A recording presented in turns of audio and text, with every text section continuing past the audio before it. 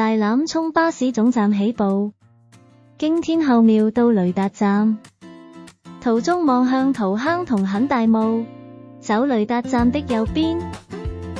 接上馬路，回望雷達站，經大欖涌引水道，入掃桃坑同西坑。這裏的石很滑腳，下望，穿過塔樹。今日目標是桃坑同南崖，要去桃坑同南崖，還可以經大欖煤氣管道到達。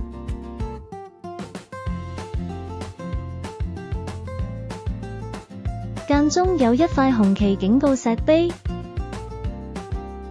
約175米向左離間接上灰路，望到桃坑同南崖了。約280米向右離開灰路，跟老杯走，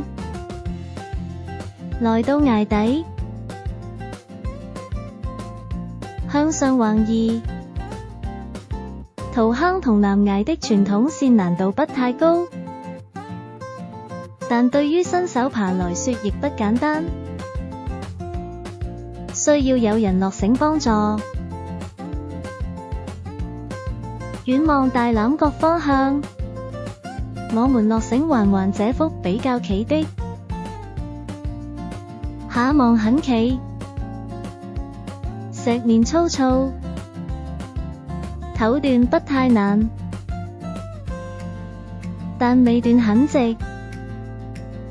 要穿上有關的安全裝備。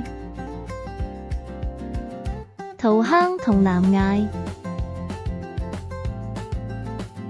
下站是怪鴨石，離開往上走，接上灰路後返回雷達站方向，途中遠望深井，這裡可望到汲水門大橋，另一塊紅旗警告牌，又回望桃坑同南崖，要走一大段路才能到怪鴨石。望到怪鴨石了，路徑清晰，留影，再來一張怪鴨石，鴨尾巴留影，在鴨頭落繩環，再攀上，不能錯過的打卡位，離開往上接回灰路，返回原起點雷達站，大欖涌巴士總站散。